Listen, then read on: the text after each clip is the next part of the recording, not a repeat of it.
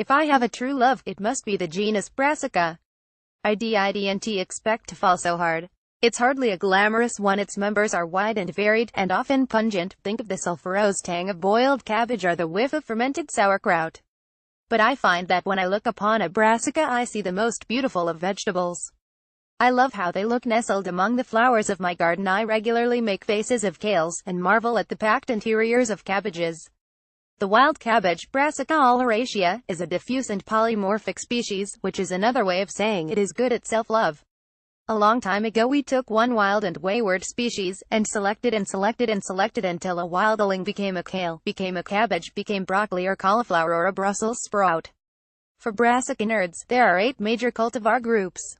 Depending on your taste buds, you're salivating or are about to turn the page. This is because you can taste the chemical compound, phenylthiocarbamide or PTC, which brassicas are packed with. If you can taste it, you'll find the genus, particularly Brussels sprouts, bitter. If you can't, you really don't get the aversion. Children can detect PTC much more readily, which is why the poor sprout endlessly rolls around a plate while sweeter tasting peas are devoured.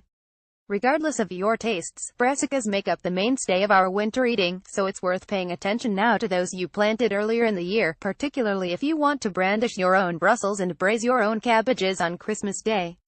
Brussels sprouts will start to ripen from now until early spring. Pick the lowest sprouts first as they ripen from bottom to top, and don't forget to eat the delicious sprout tops, which are like tender small cabbages.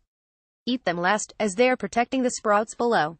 Cabbage heads are ready when they feel firm. Some cultivars of cabbage bolt quickly after maturing, others will stand for months. The trick is the name. Tundra, January King, Noel, Siberia, are all long-standing winter types.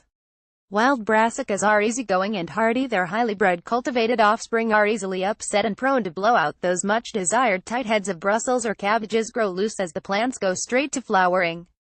They produce superfine root hairs to take in nitrogen, and if the plant rocks in the wind, the root hairs are damaged and they blow open their heads. Staking Brussels is essential on anything but the most sheltered of sites.